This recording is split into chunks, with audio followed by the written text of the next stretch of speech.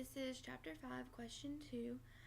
The deltoid anterior fibers can be palpated from the clavicle toward the anterior humerus during resisted flexion and horizontal adduction.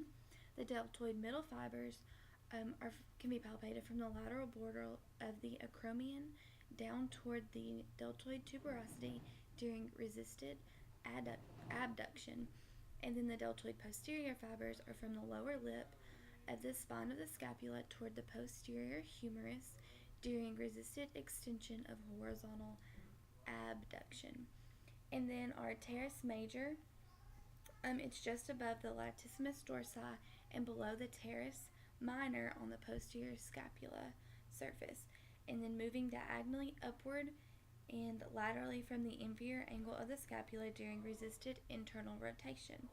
And then infraspinatus is just below the spine of the scapula, passing upward and laterally of the humerus during resisted external rotation.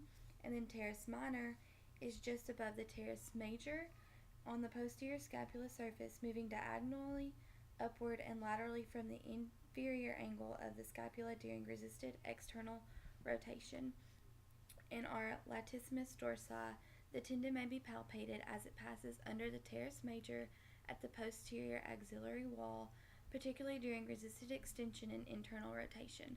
The muscles can be palpated in the upper lumbar thoracic area during extension from a flexed position and throughout most of its length during resisted adduction from a slightly abducted position. And then our pectoralis major upper fibers are from the medial end of the clavicle in the intertubercular groove of the humerus during flexion and adduction from the anatomical position. And the pectoralis major lower fibers are from the lower ribs in the sternum to the intertubercular groove of the humerus during resisted extension from a flexed position.